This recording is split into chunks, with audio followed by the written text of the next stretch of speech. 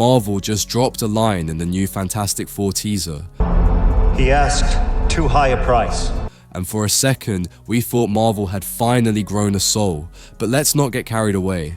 This isn't a masterpiece in the making, it's Marvel trying to deceive fans by tossing more blankets over the same tired mess they've already cooked up, also known as the infamous MCU. So what do we get?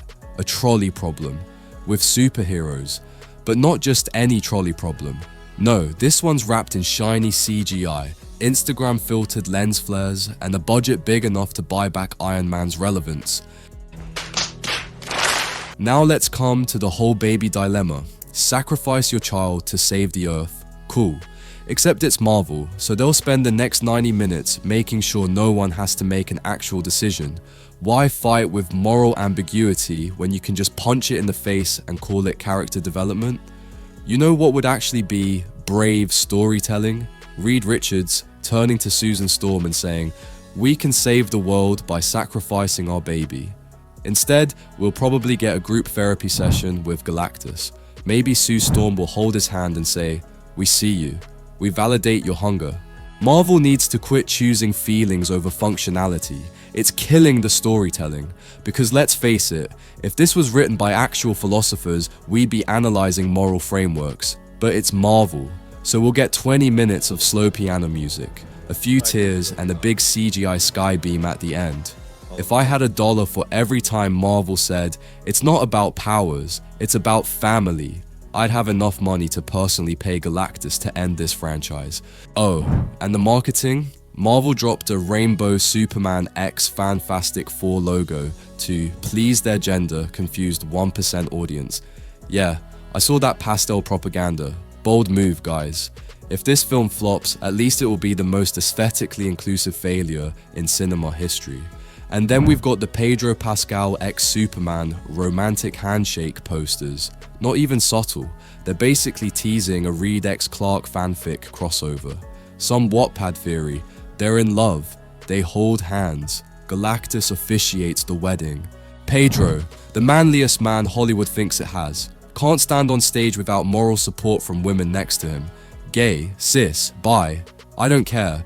Hollywood's using him like duct tape. Slap him on anything, pray he fixes the mess. He's playing so many dad's role, I'm surprised he doesn't wear a baby Bjorn full time. Even Pedro is confused. Master materialist at Eddington, how does it feel to be the internet's favorite leading man? I'm excited to discover leading man experiences. 3 of the things that you mentioned are all supporting roles.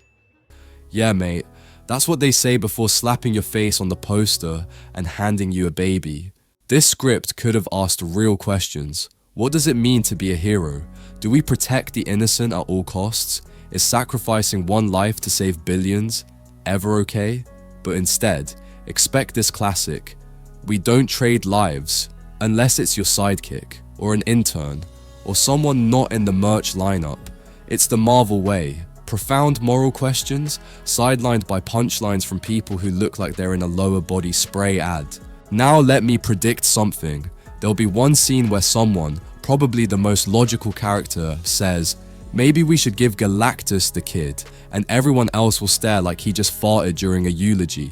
How dare you consider the obvious solution to an apocalyptic event?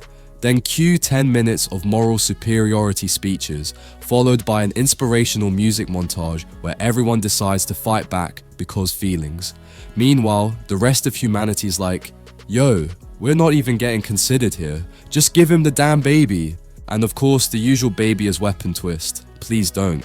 You just know the twist is coming. Since the leaks already said that Susan Storm and her baby will defeat Galactus.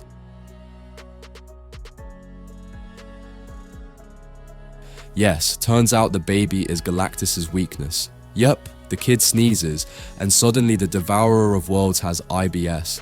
That's the kind of brain-dead twist Marvel will throw in, because actual consequences scare them more than a deadline. Suddenly, all that moral complexity goes out the window. No one has to make a choice. No one has to suffer. It's just easy. If the child is the key all along, congratulations. You've turned your big ethical dilemma into a Scooby-Doo episode. Why this matters and why they'll ignore it, Marvel's been dumbing it down for years. We went from Infinity War to replace very male superhero with representation and femininity. Characters don't evolve, they just survive until their Disney Plus spin-off gets greenlit, and somehow they think this is the movie to save the MCU? If you want to save the MCU, you don't need Pedro. You need a scriptwriter who's read a comic books published before 2012. The sad truth. This story had potential. Genuine, messy, heartbreaking potential. You could have given us a movie that made people think, actually think, about sacrifice, morality, and what makes a hero. But instead, we'll probably get rainbow logos, forced hugs, one-liners before death, an ending so safe it could be approved in Chinese kindergarten school. If Marvel has the guts to actually tackle these questions, I'll buy Prime and Lunchley. But until then, this is just another case of what could have been drowning in mediocrity and marketing. And honestly, maybe Galactus should eat the Earth. At least then, we'd be spared Fantastic Five. Well then, like, subscribe, and tell me in the comments, would you save your child or the 6.5 billion people who are not in your fan base? Marvel might not care, but we do.